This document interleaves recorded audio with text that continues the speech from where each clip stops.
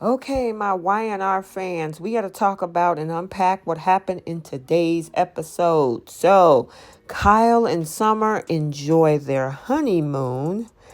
A trap is set for Tucker by Nikki and Talia. And finally, Diane's secret is revealed to Jack. Will the truth set her free or not?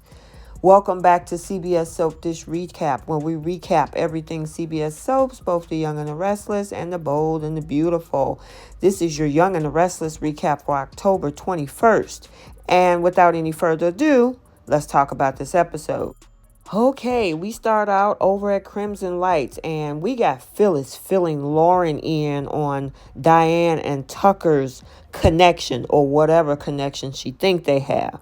Now, although Phyllis knows that her plan can make Jack a little bit unsettled and make him mad again, she think it's going to be worth it to protect him along with Summer and Kyle. Yeah, okay.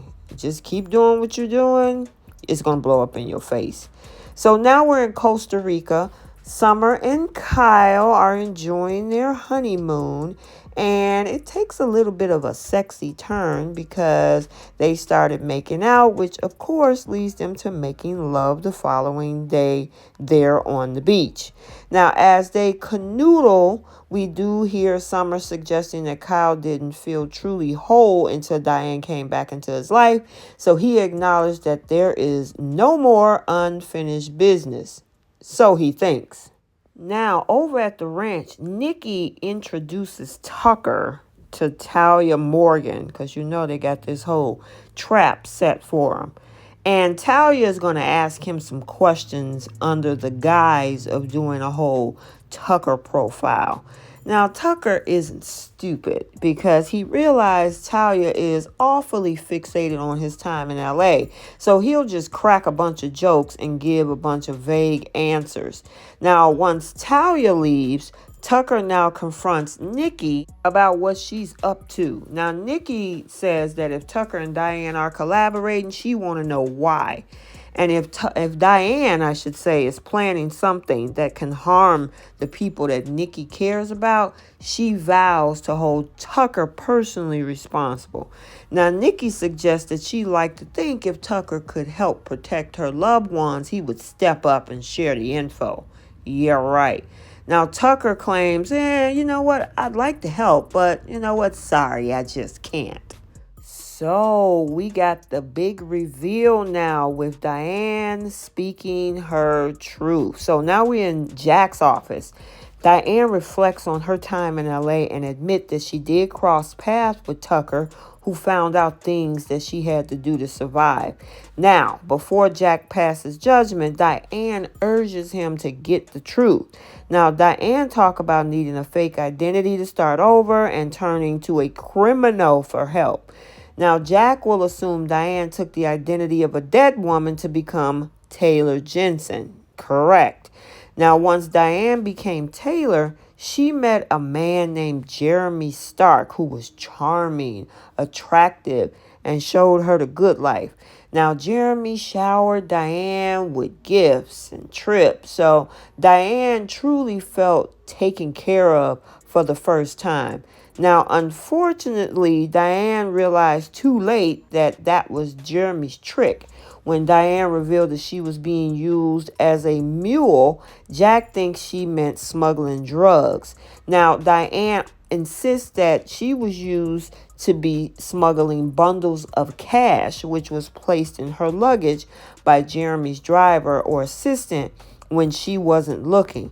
Later, what she found out is that Jeremy would remove the bundles to keep Diane in the dark. And then we see all of the flashbacks, Diane recalling moments of her romance with Jeremy, like when he invited her to spend time with him on a private island.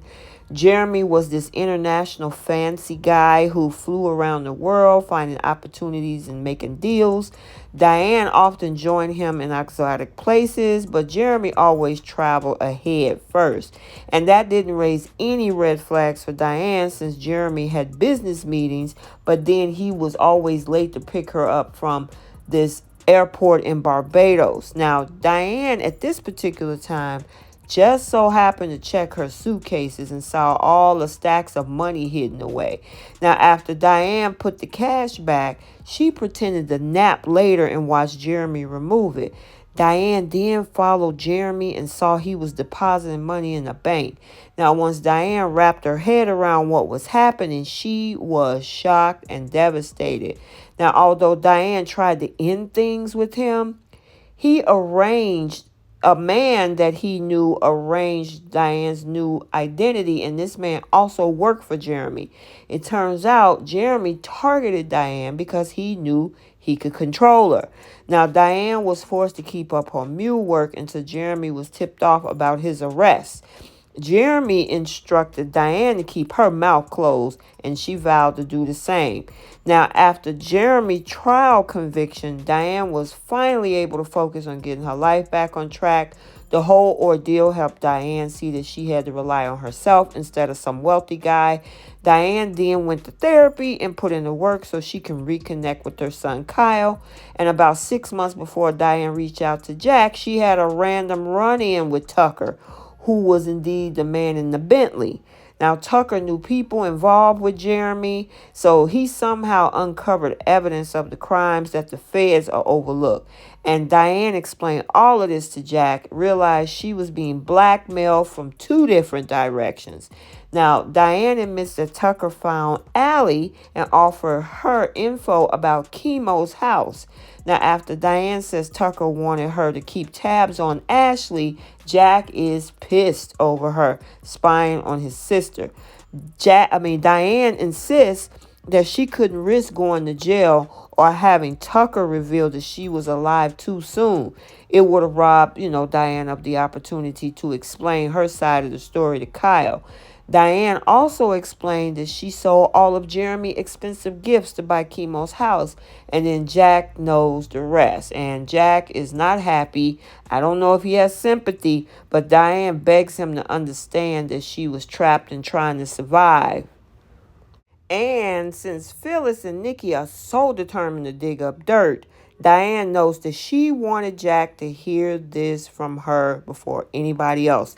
And I totally agree with that. That was a good move on her part. Hopefully all of it is the truth, because that takes the power away from Phyllis, Nikki, and Ashley. Now, I don't know what Jack is going to do with this, but yeah, I think that was a good move by coming clean. I don't know if Tucker's going to be happy, but the question is, what is Kyle going to say? And of course, Phyllis, being nosy, looks through the window, sees the 2 of them in an intense conversation. She decides to walk in and she asks if she's interrupting, sensing something's wrong. Now, of course, they looking at her like, here we go again. And I'm glad that Jack didn't really say anything, but he did take off for an appointment. And Phyllis get in Diane's face and suggest whatever just happened here doesn't seem too good for her. Well, I don't know about that, Phyllis, because she might have took a little bit of wind out of your sails because of the fact that now Jack knows the truth before anybody or you guys wanting it to reveal it to him yourself. So we'll have to see how this all unfolds.